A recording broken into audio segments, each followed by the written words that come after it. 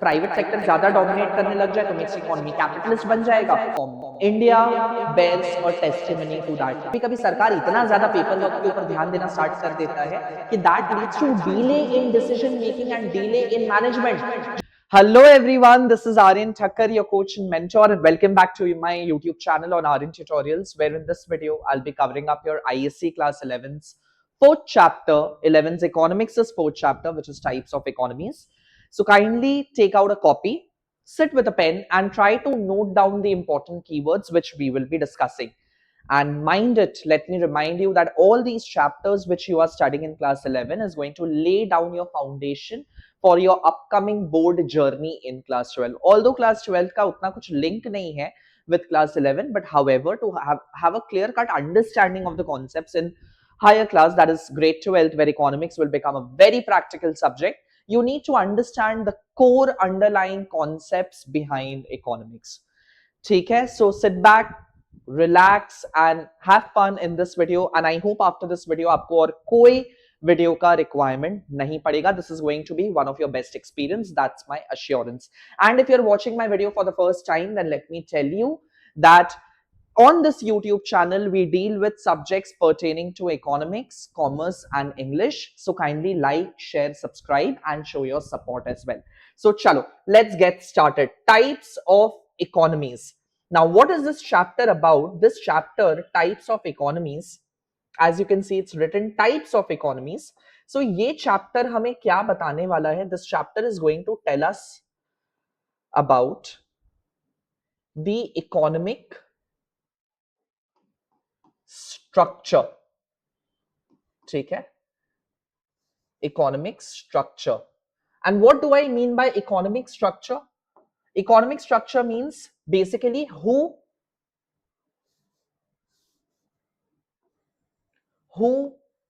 runs the economy, who manages or runs the economy, कौन चलाता है. आखिरकार जो फैक्टर्स ऑफ प्रोडक्शन होते हैं इकोनॉमी के, factors of production like land, labour, capital, entrepreneurship, they are owned by who in which category of economy or which type of economy. That is what this chapter is going to be all about, types of economies. ठीक है? तो चलो start करते हैं. आपका सबसे पहले, before we start with what are the different kinds of economy, first we need to have a clear cut understanding about what is an economy. Like, you are residing in this country, India, so can I say that you are living in Indian economy? Right? Now, if you see your parents around yourself, what do? They wake up in the morning until the time they go off to sleep at night, they are indulged in some kind of activities. Agreed, different activities. Mummy सुबह उठती है, may be सुबह उठ के योगा करती है, पापा उठते हैं, पापा सुबह वॉक करने जाते हैं, may be they come back and they hit the gym, and post that they get ready, then they run down to office. Maybe meanwhile mummy आपका टिफिन भी बनाती है, पापा आपको स्कूल ड्रॉप करके आते हैं, and then ऑफिस जाते हैं, and then 8 घंटा वहां पे काम करते हैं, and then they come back and maybe you have a family dinner time. In the evening you sit, you talk, and then you doze off. So throughout the day there is a range of activities which are being performed, but mind it that all kinds of activities are not performed out of economic motive. What is economic motive? Motive having a money oriented approach, means money centric mindset. All the activities which a human being perform does not carry an economic motive. That means the end result is not to generate wealth or money out of it.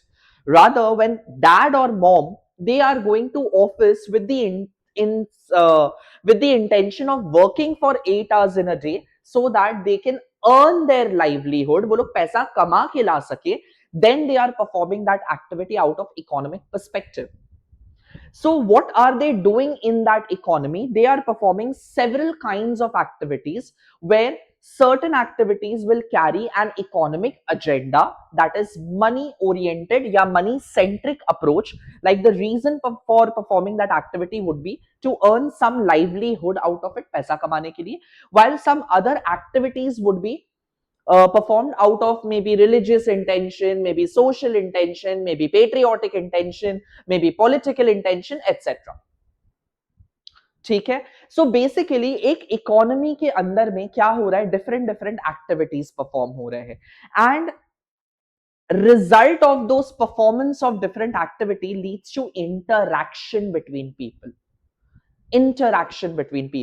And when we are talking about the subject matter economics, we are considering that interaction which has an economic perspective behind it. So what is an economy? Economy is a system. ठीक है. Economy, अगर कोई आपसे पूछता है what is an economy, then economy basically this entire thing which you're seeing, this is an economy. ये एक economy का मैंने इमोजी डाला हुआ है. So what is an economy? Economy is a system आप बोल सकते हो, या इकोनॉमी इज अ सेटअप, या economy is an arrangement in which in which people interact, right? In which people interact with one another, and sometimes that interaction is monetary, right? Monetary interaction. And monetary interaction का मतलब क्या हुआ? That interaction which is associated directly or indirectly with money. And why are people interacting economically or monetarily with one another? Why? Why is there an economic interaction going on? Yeah, why is there a monetary interaction between different people? इसका reason is to earn livelihood. लोग अपना क्या कमाना चाहते हैं? Livelihood. What is livelihood? रोजगार. So economy is a system which provides the people means का मतलब हुआ जरिया, रोजगार, to earn their livelihood. So economy एक ऐसा सेटअप किया जाता है, एक ऐसा सिस्टम बनाया जाता है जहां पे लोग एक दूसरे के साथ इंटरैक्ट करके एक्टिविटीज परफॉर्म करके पैसा कमा सके. I hope I am clear. इतना समझ में आ गया होगा, right? So in the earlier chapters we had studied about in the earlier chapters we had studied about that economics is a study matter of choices where people make because of the scarcity of resources, right? ये हमने किया था. And owing to that scarcity of resources and people want different kinds of goods and services, therefore economic interaction between them takes place, that is monetary interaction between them takes place, right? So where does this economic interaction take place? Your question should be, where does economic interaction take place? कहां होता है ये economic interaction? The answer to this is economic interaction takes place in an economy. Where does it place take place? In an economy. Economy में होता है. इसीलिए economy क्या है? Economy is basically a broad, बड़ा सा institutional framework. What is the meaning of framework? Framework means it is a broad institutional setup. ठीक है, इट्स अ सेटअप और it's an arrangement. It's a setup or an arrangement within which economic interaction takes place. That is called an economy. So जहां पे भी economic interaction होगा उसी को हम लोग economy बोलते हैं. That is regarded as your economy. I hope I am clear. इतना आपको समझ में आया? जहां economic interaction हो रहा है वहां उसी को हम लोग economy बोलेंगे. चलिए आगे बढ़ते हैं. क्लासिफिकेशन शुरू करते हैं because that is what this chapter is about. Types of economy, categories of economy. So what is the meaning of classification over here? Classification means कि कितने कैटेगरीज है इकोनॉमी के. ठीक है, how many categories are there? Now these are just for your understanding. ये जो category देख रहे हो ये उतना इंपॉर्टेंट नहीं है, ये सब आता नहीं है, ये सब उतना आता नहीं है, बट स्टिल हमें इसको कवर अप करना है. And then we will go to the main category where we have to classify the economy on the basis of development and on the basis of ownership of resources. सबसे पहले इन सबको समझ लेते हैं. ठीक है, simple economy. Now economy can be simple. Simple या कॉम्प्लेक्स का मतलब होता है, दिस इज, मैं लिख देना चाहूंगा ऊपर, these two classification are on the basis of tech. ठीक है, tech means I am talking about technology. जब भी कोई आपसे पूछे कि इकोनॉमी बताओ, आपका इकोनॉमी कैसा है, on the basis of technology, either it could be a simple economy or it could be a complex economy. Now what is a simple economy? Simple economy is one which uses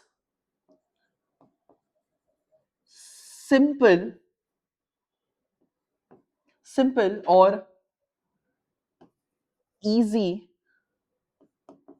tools to undertake means to carry on production. यानी जहां पे production बहुत sophisticated technology नहीं, बहुत simple technology के साथ होता है. मेनली वो सिंपल टेक्नोलॉजी कैसा होता है? Mainly it is labour intensive technology. ठीक है, which makes use of mainly labour intensive technology. That is more of labour and less of capital, जो हमने पिछले चैप्टर में किया था. That is a simple economy. On the other hand complex economy क्या होगा? कॉम्प्लेक्स इकोनॉमी वो होता है which uses sophisticated. And what is the meaning of sophisticated? Basically advanced. ठीक है, which uses sophisticated या advanced technology tech to undertake production. यहाँ basically high technology का इस्तेमाल किया जाता है गुड्स एंड सर्विसेज को प्रोड्यूस करने के लिए. That is regarded as complex economy. ठीक है, जैसे इंडिया को आप सिंपल इकोनॉमी में डाल सकते हो. Although India is adapting to modern technology, but the speed of adaptation is not that quick. उतना जल्दी रैपिडली चेंज नहीं हो रहा है यहाँ पे technology, compare to may be United States of America और China, where they are rapidly adopting to modern technology. ठीक है, सो यहाँ बेसिकली हो गया कैपिटल इंटेंसिव टेक्निक का इस्तेमाल ज्यादा. ठीक है, this economy makes use of capital intensive technique. That is your complex economy. Now, when they ask you to classify your economy on the basis of occupation, ठीक है, on the basis of occupation. I hope you all know what is the meaning of occupation. Occupation means कौन किस धंधा में है. ठीक है, technology के बेसिस पे अगर किया जाएगा तो it is simple and complex, and occupation के बेसिस पे अगर क्लासिफिकेशन करना हो, then we have agrarian economy and we have industrial economy. Now what is an agrarian economy? जहां पे primary source of occupation, ठीक है, primary source, keyword is common to both, where primary मतलब होता है mainly source of occupation, primary source of occupation in agrarian economy is agriculture. If economy is primarily dominated by agricultural sector, where लोगों का means of livelihood comes mainly from the agricultural sector, that is regarded as agrarian economy. Again, India can fit in this example. And अगर ज्यादा manufacturing से आ रहा है पैसा, and economy which is based on the production of goods and services from the manufacturing sector, then it will be regarded as your industrial economy. Say for example, United States of America, United Kingdom or China, they all are your industrial economy. ठीक है, if the primary source of occupation is agriculture, then it is agrarian economy. अगर industrial है तो आप manufacturing है तो आपका industrial economy. चलिए आगे बढ़ते हैं. इसके अलावा और भी दो टाइप ऑफ इकोनॉमी है. ये है on the basis of these two economy are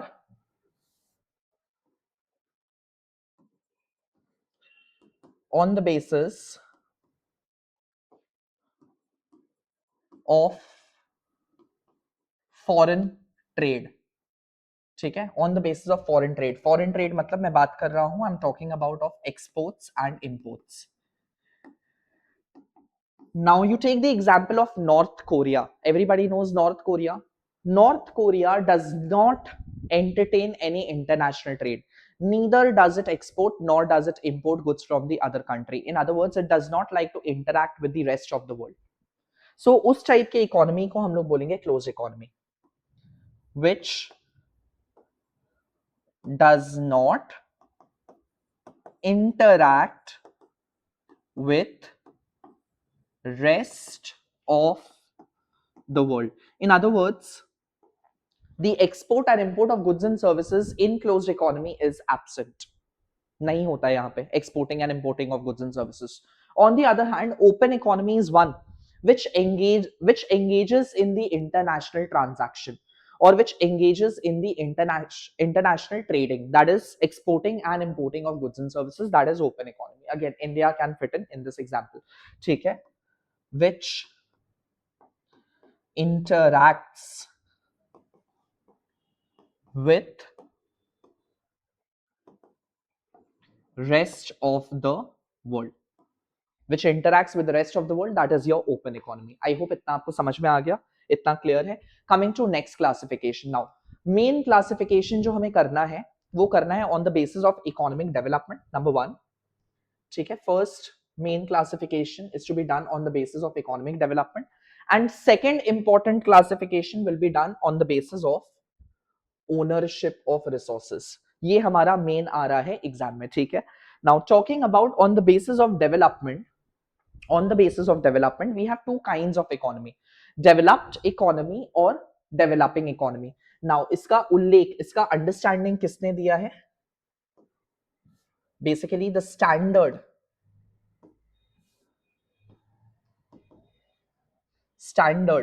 समझते हो, लाइक किस बेसिस पे हम लोग क्लासिफाई करेगा, किस क्राइटेरिया पे क्लासिफाई करेगा whether it is developed economy और developing economy. So the standard is given by who? United Nation, ठीक है. यूएन ने इसका स्टैंडर्ड दिया है. Like criteria, standard is criteria to consider whether an economy is developed or it is developing. It is given by UN. और UN क्या बोलता है? UN बोलता है any economy which experiences high level of per capita income. Now what is the meaning of per capita income? हमने पुराने chapters में किया है. It is the average income per head population. ठीक है. It is the average income per head population. Basically per capita income कैसे निकालते हैं? पर कैपिटा इनकम निकालते हैं total income and that total income could be in GDP और it could be in GNP divided by population of the economy. So that is regarded as your average income per head population. So if this average income per head population is high, ठीक है, high is your keyword. High, if there is a high amount of per capita income, that is average income, and alongside if the economy experiences a high standard of living. Now what are the parameters of high standard of living? Parameters of high standard of living would be better education, less dependence on agricultural sector, the gap between rich and poor would be less, there is less amount of unemployment, there is less poverty, इसके अलावा advancement in technology is high, infrastructural facility is better. All these are your standards for high standard of living, criteria for high standard of living. That economy will be considered as your developed economy. And on the contrary, on the opposite to that, any economy जिसका average income लोगों का अगर average income बहुत ज्यादा कम है, ठीक है, if the average income of people is less, at the same time the standard of living is miserable. However, in spite of standard of living being miserable, still there is a room, there is a potential for development, there is a scope for development, तो उसको हम developing economy बोलेगा. So it possesses the potential for development. जैसे कि for example, although India is not a developed economy, India is an underdeveloped economy. ठीक है, India is an under developed economy, लेकिन खाली अंडर डेवलप बोलना गलत है. Alongside being under developed, India is a developing nation as well. Why developing? Because India has a potential of development, it has a standard of growing to heights, ठीक है, reaching greater heights in future. It has a potential for development, उसको developing economy बोलेगा. ठीक है, I hope that is clear. So this is a clear cut classification or difference between, not classification, sorry, difference between developing economy and developed economy के standards क्या है. So ये जो difference है, ये difference basically आपका किया गया on the basis of criteria, कि क्या criteria है एक developed economy होने का and क्या criteria है एक underdeveloped economy होने का. जैसे कि developed economy में per capita income high रहेगा but वहीं developing में low रहेगा. स्टैंडर्ड ऑफ लिविंग लो रहेगा, यहाँ हाई रहेगा. Poverty is wide spread over your low. Incidence यानी अकरेंस, ठीक है, there is a lower occurrence of poverty in developed economy. Income inequality यहाँ लार्ज रहेगा, यहाँ नैरो रहेगा. एम्प्लॉयमेंट यहाँ एग्रीकल्चर के ऊपर ज्यादा है, इंडस्ट्री एंड सर्विस के ऊपर ज्यादा है. सो ऐसे करके डिफरेंट डिफरेंसेस है, आप इसको गो थ्रू कर सकते हैं. ठीक है. Now bye the way, if you want this PDF, then you need to download my application. If you are an Android user, please download Aryan Tutorials application and go to the free study material section. There you will get this PPT. And if you are an iOS user, download Class Plus application, and you need to punch in my organization code, which is PLYMMV. So this is my ORG code, organization code. इसको आप punch in करिए and you will be able to download this PPT for free. ठीक है, make use of it. चल आगे बढ़ते हैं. Coming to the next classification. Now, classification on the basis of ownership of resources. Now, when I'm talking about resources, which resources am I talking about? I'm talking about resources like your land, labor, capital, and entrepreneurship.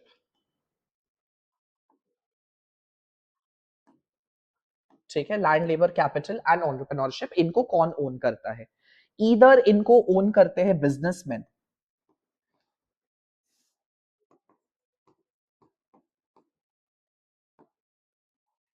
ठीक है, ऐसा economy जहां पे businessman का ज्यादा चलता है राज, यानी धंधा करने वाले लोगों का ज्यादा राज चलता है, then it is regarded as your capitalist economy, जहां पे बिजनेसमैन को हम लोग कैपिटलिस्ट बोलते हैं.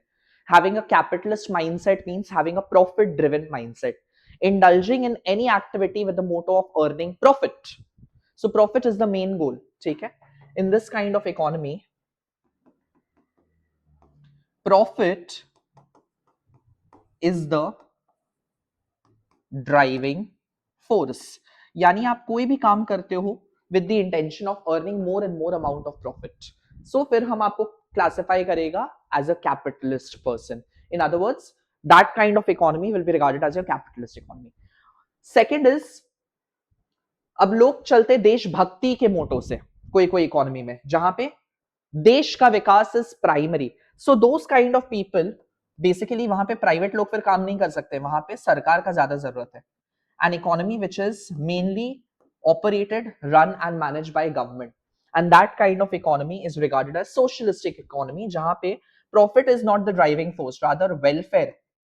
वेलफेयर का मतलब क्या हो गया? वेलबींग. ठीक है, वेलबींग, लोग की अर्थव्यवस्था को अच्छा करना, ओवरऑल स्टैंडर्ड ऑफ लिविंग को इंप्रूव करना. So welfare is the driving force. Welfare is the driving force. That kind of economy is regarded as your socialist economy. It is run, managed and operated by government. अच्छा, by the way, what are your keywords? अगर कोई आपसे पूछता है कि capitalist, socialist, mixed economy क्या होगा, तो आप बोलोगे कैपिटलिस्ट हो, सोशलिस्ट हो या mixed economy are those kind of economy where resources, this is your common keyword, ठीक है, where resources are keywords owned, managed and controlled. ठीक है, where resources are owned, managed and controlled by businessmen है या private individual है. अच्छा, businessman के साथ आप दूसरा कीवर्ड का भी इस्तेमाल कर सकते हो, either businessmen और it could be private individuals भी आप बोल सकते हो, या आप एंटरप्रेन्योर्स भी बोल सकते हो. प्राइवेट इंडिविजुअल्स और प्राइवेट एंटरप्रेन्योर्स अगर रन कर रहे हैं इकोनॉमी को, then it is a capitalist economy. If resources are owned, managed and controlled by government, सरकार अगर सब कुछ चला रहा है, then it is a socialistic economy. And दोनों का कोलैबोरेशन से, that is both private businessman, private businessman plus government, अगर दोनों मिलके चला रहा है एंड दोनों मिलके रिसोर्सेज को ओन करते हैं, then it becomes a mixed economy, जहां पे मोटो दोनों रहेगा, driven by both comma, driven by both comma profit and welfare motive. ठीक है, जहां पे दोनों मोटिव है, प्रॉफिट कमाना भी मोटिव है एंड वेलफेयर भी एक मोटिव है. So that is regarded as your mixed economy. I hope clear, इतना आपको समझ में आया. प्राइवेट बिजनेसमैन तो कैपिटलिस्ट, सरकार तो सोशलिस्ट, एंड दोनों मिलकर चला रहे तो मिक्स्ड इकोनॉमी. चलिए आगे बढ़ते हैं. सो मैंने बता दिया आपको, फटाफट से कीवर्ड आप मार्क कर लीजिए. क्या होगा? प्रोडक्टिव रिसोर्सेज यानी कि land, labour, capital and entrepreneur are owned by private individual. ठीक है, profit is the main motive of this economy, यहाँ पे गवर्नमेंट का मिनिमम स्टेट इंटरवेंशन होता है। Now what is the meaning of intervention? Intervention means interference, and state का मतलब क्या हो गया? गवर्नमेंट। सरकार बहुत ज्यादा इंटरफेयर नहीं करता, and that gives the name of capitalist economy as a laissez faire economy. Now, what is a laissez faire economy? Laissez faire economy is one in which the intervention, that is, the role of government is minimum. Now, why is it regarded as free enterprise economy? इसका नाम free enterprise भी रखा गया है। free enterprise इसीलिए क्योंकि there is a freedom of occupation. मतलब आपको जैसा भी बिजनेस चूज करना हो कैपिटलिस्ट इकोनॉमी में, जैसा भी धंधा करना हो, आपको एग्रीकल्चर में जाना है, आपको इंडस्ट्री में जाना है, आपको सर्विस सेक्टर में जाना है, you are free to make a choice of your business and of your consumption, occupation and consumption, freedom of occupation and consumption, कि आपको जैसा भी गुड्स एंड सर्विसेज कंज्यूम करना हो, it is at your own discretion, it is at your own approval, इसीलिए उसको free enterprise भी बोला जाता है। In other words, this kind of economy is market based. And what do I mean by market based? Market में जो भी चल रहा होगा उस हिसाब से, उस ट्रेंड के हिसाब से यहाँ के लोग अपना डिसीजन लेते हैं। That is why it is regarded as your free enterprise economy, and which is why it is regarded as your market economy as well. ठीक है, इसीलिए उसको मार्केट इकोनॉमी भी बोलते हैं। लजे फेयर क्यों बोलते हैं वो मैंने बता दिया। Example is USA, UK, France, Japan, Australia, western Europe. These are some of your example of your capitalist economy. चला जाए, आगे बढ़ा जाए। फीचर्स का अगर बात करें, यहाँ पे कैसा कैरेक्टरिस्टिक है इस टाइप के इकोनॉमी का? सबसे पहले private property. What is private property? आपको जितना प्रॉपर्टी एक्वायर करना है, आपको जितना रिसोर्सेज ओन करना है, आप उतना ओन कर सकते हो बाय द प्राइवेट पीपल। सरकार किसी भी टाइप का रिस्ट्रिक्शन नहीं लगाता है on to the ownership of resources. ठीक है। सेकेंड आता है right to inheritance apart from private property. Right to inheritance का मतलब हुआ you are not only just allowed to own the property, but also you are allowed to pass on that property to your legal successors or the legal heir. And ये inheritance feature की वजह से कि आप केवल खुद के पास property नहीं, आप अपने बच्चे के लिए भी छोड़ के जा सकते हो, that drives them or that provides them with the motive of generating more wealth in the economy, in this kind of economy, कि मैं अपने बच्चे के लिए और पुश्तैनी जायदाद छोड़ के जाऊंगा। That is right of inheritance. इसके अलावा there is a freedom of enterprise and occupation। ये तो मैंने बता दिया आपको। आपको जैसा भी वर्क करना है, whatever kind of profession you want to choose, whether you want to go into agricultural sector or you want to go to industrial sector or you want to go to tertiary sector, that is service sector, it is at your own approval, it is at your own decision and it is at your own discretion। आपको जैसा भी काम करना है आप वैसा काम कर सकते हैं। इसके अलावा there is a freedom of choice for consumer, क्योंकि ये economy mainly market based economy है। और मार्केट का राजा कौन? मार्केट किसके हिसाब से चलता है या किसके डिसीजन के हिसाब से चलता है? कंज्यूमर के ट्रेंड के हिसाब से। What are consumers willing to consume, उन्हें क्या चाहिए, उसके हिसाब से ये इकोनॉमी डिसाइड करता है कि क्या बनेगा, कैसे बनेगा एंड किसके लिए बनेगा। What to produce, how to produce and for whom to produce. ठीक है। इसके अलावा this economy operates on the basis of price mechanism. Now you don't think about price mechanism उतना ज्यादा, because in class 12 you have an entire chapter on this price mechanism या market mechanism बोल के है। so class 12 में आपको detail में समझाया जाएगा। आप अभी के लिए बस इतना समझिए कि this economy is market driven economy। Market में क्या होगा? लेन देन, ट्रेडिंग होगा, buying and selling of goods and services. Buyers कौन है? कंज्यूमर है। सेलर्स कौन है? प्रोड्यूसर्स है। बायर्स क्या क्रिएट करेंगे? डिमांड। प्रोड्यूसर्स क्या क्रिएट करेंगे? सप्लाई। सो ये इकोनॉमी पूरा डिमांड एंड सप्लाई के बेसिस पे चलता है। This entire capitalist economy operates on the basis of demand and supply, whose practical insight we'll get to see in class 12 in detail. ठीक है? Competition is the key in this kind of economy. Now, if there is a freedom of occupation, आपको जैसा business करना है आप वैसा business कर सकते हो। अब कोई एक जन बिजनेस कर रहा है and that person is showing that this particular market has potential, कि यहाँ पोटेंशियल है, यहाँ पैसा बनाया जा सकता है। डोंट यू थिंक बाकी बिजनेसमैन अट्रैक्ट होकर ज्वाइन कर जाएंगे इंडस्ट्री को? Definitely they will be attracted to join the industry. So competition is bound to exist in this kind of economy. Cut throat competition देखने मिलता है। Profit is the main driving factor, जैसा कि मैंने बोला बिजनेसमैन चलाएंगे इस इकोनॉमी को, तो उनका main motto, and result, and goal होगा to earn more and more amount of profit. And over here, this economy is operated by self-interest. Now, what is self-interest? Self-interest is basically economic interest. And what is economic interest? Economic interest का मतलब हुआ you will indulge yourself in any activity only when it is associated with money.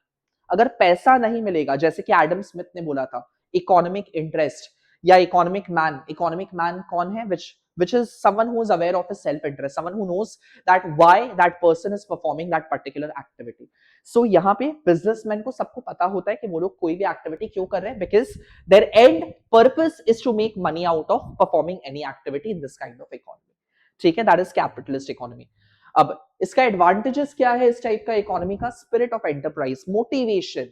Spirit of enterprise is self motivating है ये economy, यानी क्योंकि आपको पैसा मिलेगा और वो पैसा आपका है, आप उसको लीगल एयर को, लीगल सक्सेसर्स को पास ऑन करके जा सकते हो। So that drives the people to undertake more production, to undertake more investment, and that encourages them to grow. And that is why capitalist is a kind of economy which grows the fastest. सबसे जल्दी जल्दी grow करता है ये economy, ठीक है। There is always incentive, incentive का मतलब होता है मोटिवेशन फॉर टेक्नोलॉजिकल प्रोग्रेस। जैसे कोई मार्केट में नया टेक आएगा, नया टेक्नोलॉजी आएगा, they will be the first one to adapt it, because they know only way to survive in the market is through adaptation of technology. If you don't adapt to the changes, you become outdated and you become redundant. आप पुराने हो जाओगे and आप market से फेंक दिए जाओगे, ठीक है। इसके अलावा wastage in this kind of economy is considered to be a penalty, penalized. It's basically it's a crime. Businessman के लिए अगर थोड़ा भी रिसोर्स का वेस्टेज हो गया, there is no scope and there is no room for that. So they make sure कि resources का आखिरी अंश तक, आखिरी दम तक उसका पूरा इस्तेमाल कर लेना है, पूरा निचोड़ डालना है उसको। So they try to avoid any kind of wastages. In other words, they try to make the efficient utilisation of resources. इसके अलावा there is a motivation for capital formation. Now what is capital formation? Capital formation is investment, निवेश। ये economy में आप देखोगे कि capitalist जो होते हैं, बिजनेसमैन जो होते हैं, they know one thing, that if you want to earn more wealth you need to invest more. They understand the game of finance in this kind of economy. So there is more scope for investment in this kind of economy. Since this economy runs on the basis of consumer trend and consumer is the king, sovereign in this market, therefore you'll get to see new upgradation of products which are frequently coming into the market. नए नए products and नए नए update के साथ products आते रहते हैं। So consumer have a wide variety and range of product in the capitalist economy. इसके अलावा there is flexibility and adaptability, मतलब कोई भी चेंजेस आएगा इकोनॉमी में या कोई भी चेंजेस आएगा पॉलिसी में, they are the first people to adapt it quickly. ये लोग ट्रेंड को बहुत जल्दी पकड़ते हैं, एनालाइज करते हैं और उस पर ढल भी जाते हैं।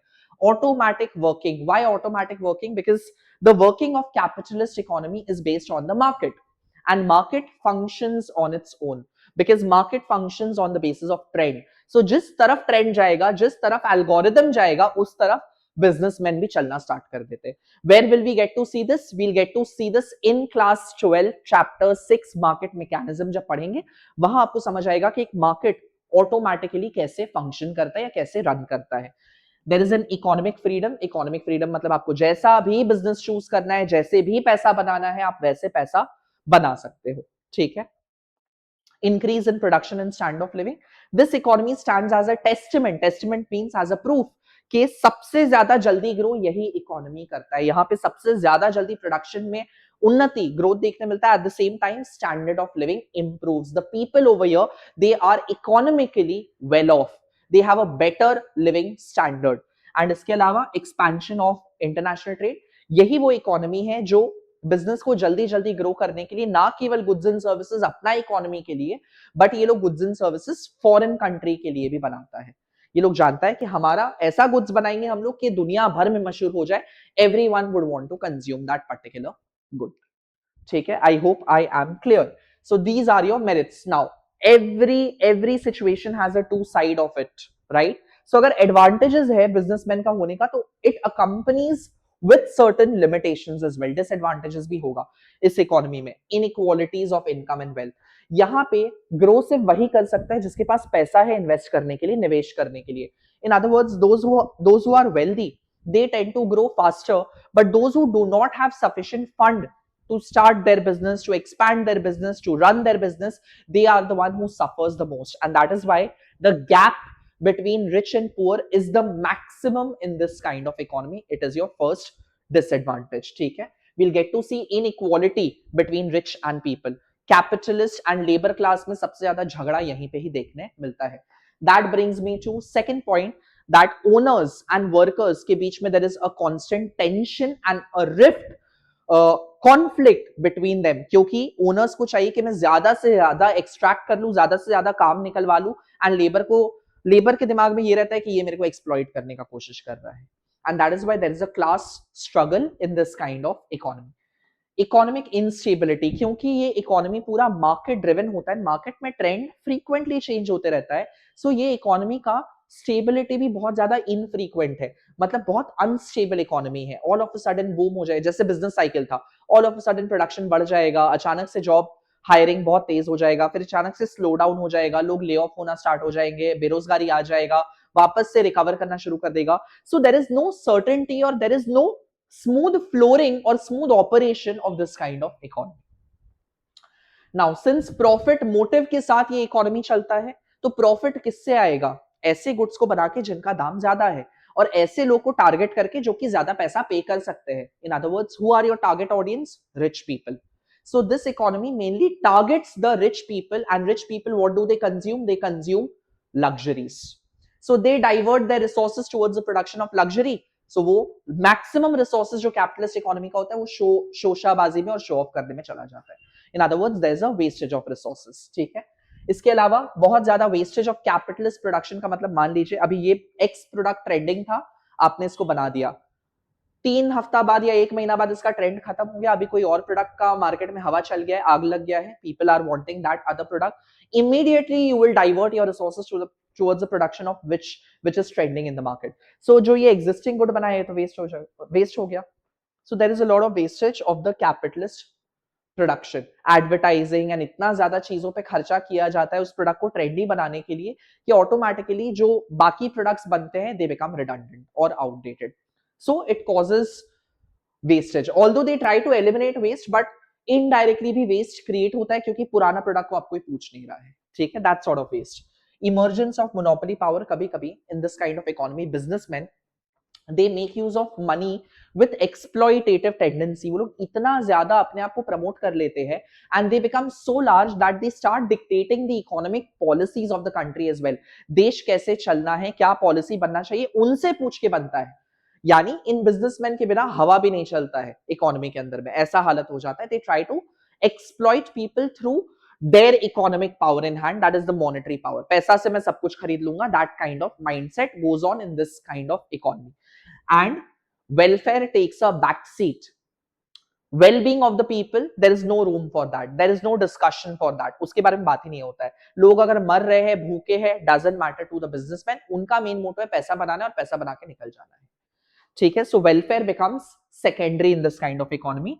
And domination of economic values. That means every activity, every interaction that takes place in this kind of economy has an economic perspective. यानी अगर मैं किसी की मदद भी करूंगा तो बदले में मुझे कुछ चाहिए in return. So the social values, the emotional values, and the sentimental values and the patriotic values, they go for a toss. They get compromised in this kind of economy. That is your disadvantage of capitalism. ठीक है? Coming to socialistic economy, एक ऐसा economy जहां पे सारे resources are owned, managed and controlled by government, जैसा कि हमने किया. ठीक है? Means of production are owned and operated by government, जहां पे welfare is the main motive and it is replacing the profit motive. Example is Russia, China, Cuba, Vietnam. These are some of the country which operates on the socialistic pattern. सरकार सब कुछ चलाता है. Talking about the characteristic of this kind of economy, सबसे पहले government owns all the resources. Socially owned resources मतलब government is the only producer in this kind of economy. And market के basis पे decision नहीं होता है. बैठ के, सोच के, समझ के, लॉन्ग टर्म गोल्स को एनविजन करके तब कोई डिसीजन लिया जाता है. In other words, all the decisions are governed by planning. Planning किस लिए किया जाता है? To achieve long term objectives. यानी कुछ विजन्स होंगे, कुछ मोटिव होंगे, उसको अचीव करने के लिए everything is governed by planning. So every economic decision, क्या बनेगा, कैसे बनेगा, किसके लिए बनेगा, it is pre decided in advance by the planning authority. मतलब एक कमिटी बना दिया जाता है, एक बोर्ड बना दिया जाता है, जिनका काम होता है ट्रेंड्स को समझना, इकोनॉमिक ऑब्जेक्टिव को समझना देश का, एंड उसके हिसाब से गुड्स एंड सर्विसेज बनाना. So everything is done according to plan. There is no room for impulse. Impulse यानी हड़बड़ी में कोई भी काम नहीं होगा, बिकॉज सरकार के लिए हड़बड़ी इज इक्वल टू गड़बड़ी. हड़बड़ी में गड़बड़ी हो जाता है. सरकार इस मोटो के साथ चलता है. Now welfare is the chief main driving force behind all the decisions over here. जितना भी जो भी काम करना है, क्या बनाना है, कैसे बनाना है, उसके पीछे दिमाग में एक प्राइमरी ऑब्जेक्टिव रहता है कि लोग का विकास होना चाहिए. The standard of living of people should improve, and not just in economic term but in social term as well. Overall well-being improve होना चाहिए. So welfare is the main driving force in this kind of economy. चौथा है economic equality देखने मिलता है. That is the gap between the rich and poor is the least in this kind of economy. Why? Because government owns the entire resources and all other people are the employee of government. In other words, they are civil servant. सरकार आपको higher करेगा and आपके calibre, आपके skill के हिसाब से कि आप कितने स्किलफुल, आप कितने स्किल्ड हो, कितने स्किलफुल हो, are you fully skilled, are you semi skilled और आर यू अनस्किल्ड, उसके हिसाब से आपके सैलरी या आपके वेजेस डिसाइड किए जाते हैं, and it is pre decided by the government. So in this kind of economy the class differentiation, that is capitalist and labour class के बीच का जो झगड़ा होता है वो सबसे लीस्ट देखने मिलता है. ठीक है. That brings me to the fifth point, that this is a class-less society since government is the only producer. So there is no capitalist and there is no labor. Everybody is a labor of government. Everyone is a government employee. And there is an absence of competition since government is the only producer. There is no scope or there is no room for other firms to come and compete government. ठीक है. So there is an absence of competition.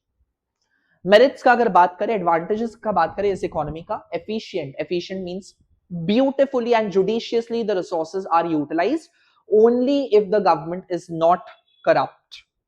If the government genuinely wants to improve the standard of living of its citizens and people, it will definitely work hard and push itself towards the direction of growth and development. So it is believed that when government takes an active role and when the goal is welfare motive, resources are better utilized because everything is done as per the plan and nothing is done as per the market trend. ठीक है. At the same time, government ensures that no resources goes unutilized or underutilized. So resources are used fullest to their potential. ठीक है. There is an economic stability since market-based decision is absent in this kind of economy. Market के हिसाब से कोई decision नहीं लिया जाता है. बोल के ऐसा माना जाता है कि यहाँ पे इकोनॉमिक स्टेबिलिटी ज्यादा रहता है.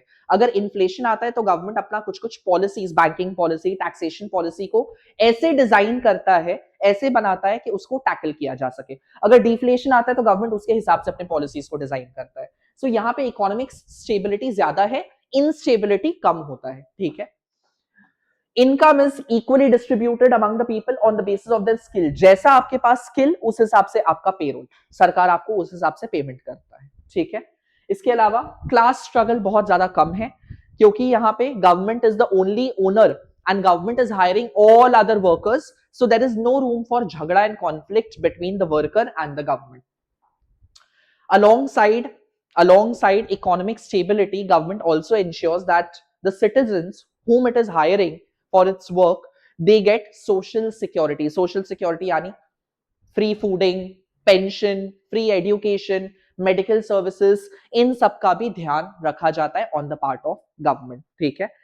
हायर प्रोडक्टिविटी एंड एफिशिएंसी, क्योंकि यहाँ पे जॉब सिक्योरिटी होता है तो there is a sense of satisfaction लोगों के मन में कि हाँ भाई मेरे को देश के लिए कुछ अच्छा करना है क्योंकि सरकार मेरे को इतना अच्छा पेमेंट दे रहा है and there is a job security as well.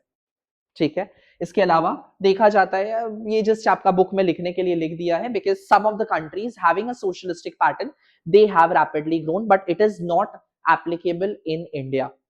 Although India में mixed economy है, we have both capitalist and socialist, but then the policies of government are such that they breed corruption in the economy, and that is why India is slow in terms of its growth and development. India is indeed growing, but as far as development is concerned, I think it is far from the sight. अभी बहुत time लगेगा India को develop करने में. India is in a better position than what it was maybe 15 years back, 10-15 years back. The current government is doing its best to achieve the goals, but still certain policies and certain corrupt bureaucrats are standing in the way towards the development. However, अगर government के principles and morals and ethics and values बहुत strong है, then we get to see a rapid economic growth in this socialistic pattern. ठीक है? And there is a focus on the socially beneficial goods. यहाँ पे जो तो नहीं बना दिया जाता है, what is demanded in the market that is not produced, rather those goods and services are produced which will benefit the country and the citizens of country. That is the advantage. However, certain disadvantages are also there in this kind of economy, जैसे कि sometimes planning is based on forecast, assumption, and assumption अगर गलत हो गया तो आप गलत दिशा में, गलत पाथ पे वॉक करना शुरू कर देते हो. In other words, if sometimes the government's goal is overly ambitious, which is far from achievability, I would say, like achieve करने में बहुत time लगेगा, बहुत energy लगेगा, बहुत मेहनत लगेगा, and we don't even know कि वो achieve हो पाएगा कि नहीं.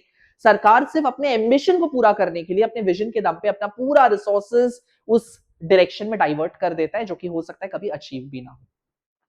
So difficulty in rational means rightful resource allocation, क्योंकि सरकार यहाँ पे सब कुछ on the basis of forecast यानी prediction के basis पे ज्यादा काम करता है, planning के basis पे ज्यादा काम करता है. ठीक है?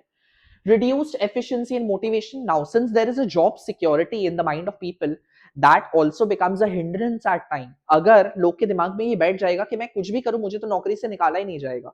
Why would people want to work? This is the problem with Indian government sector. The people who are working in the government sector, at the back of their head, they know they are irreplaceable. Once they get through a government job till the age of 60, जब तक वो लोग retire नहीं हो जाते, उनको कोई नहीं हटा सकता है. So whether I work or I don't work, it hardly matters. And that leads to inefficiency in the working. ठीक है? So reduced efficiency and motivation, because there is always a security in your mindset कि मैं जैसा भी perform करूं, जैसा भी काम करूं, मुझे कोई नहीं हटा सकता. Loss of innovation and incentive. जब हर कुछ प्लानिंग के ऊपर होता है एंड जॉब सिक्योरिटी भी आ जाता है मन में, तो बोलते हैं ना, इच्छा, motivation to adopt to something new, that is gradually replaced.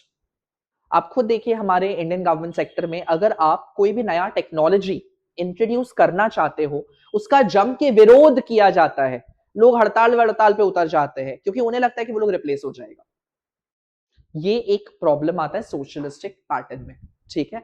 Socialistic economy बहुत जल्दी रैपिडली मॉडर्न टेक्नोलॉजी को अपडेट नहीं कर पाता है because of reluctance on the part of the government employ. They don't want to accept that new technology. Denial of consumer choice.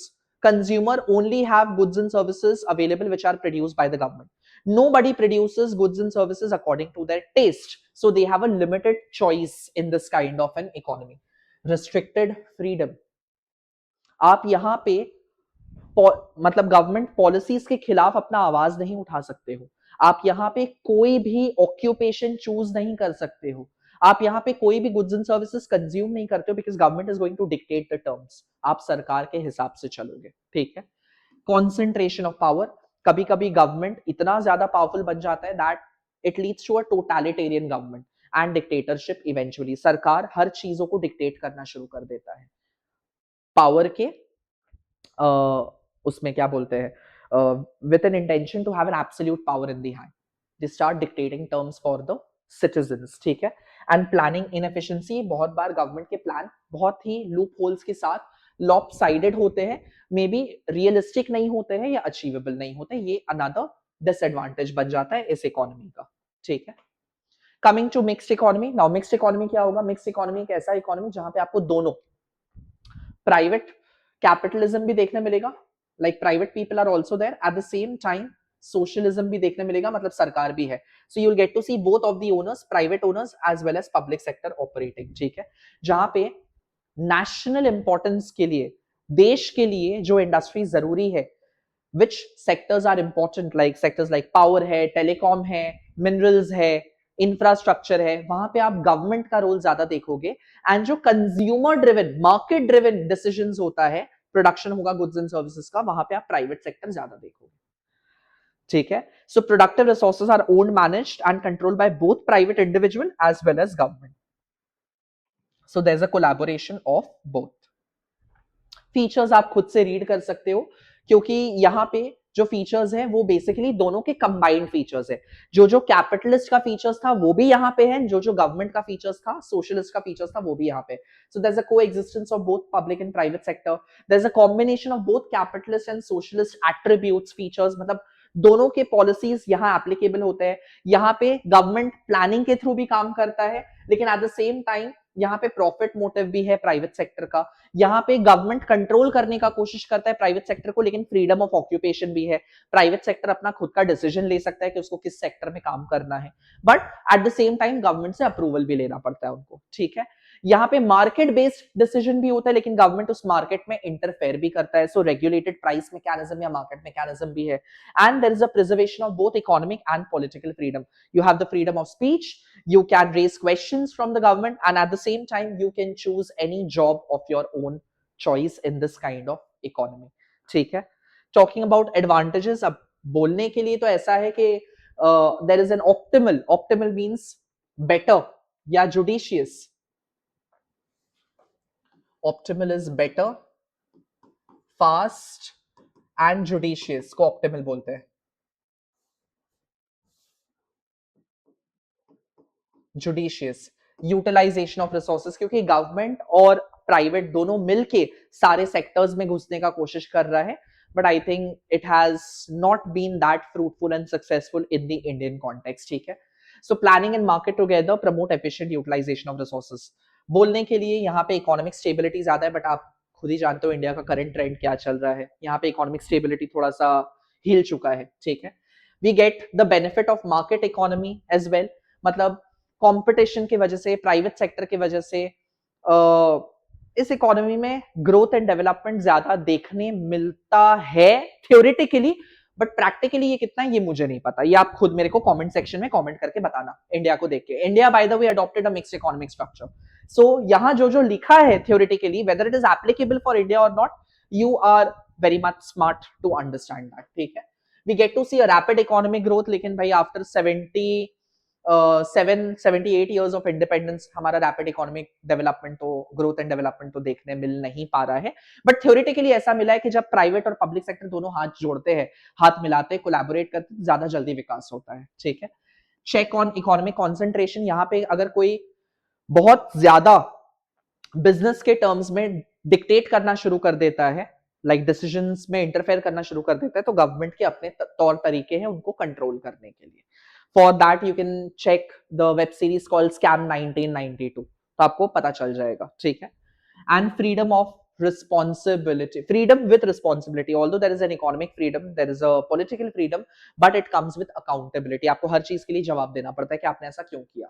so you are answerable for your code of conduct, for the way you conduct yourself in this economy। ठीक है, disadvantages का बात करें तो disadvantages तो भर भर के दिखता है, and it is visible as well in India. Conflict between public and private sector, private sector grow करना चाहता है, बिजनेस बनाना चाहता है, सरकार का टैक्सेशन पॉलिसी ऐसा है कि it stands as a hindrance. लोग जल्दी से, यहाँ पे ऐसा माइंडसेट है हमारे इंडिया में कि मैं जॉब करूंगा, मैं जॉब करूंगा, मैं जॉब करूंगा।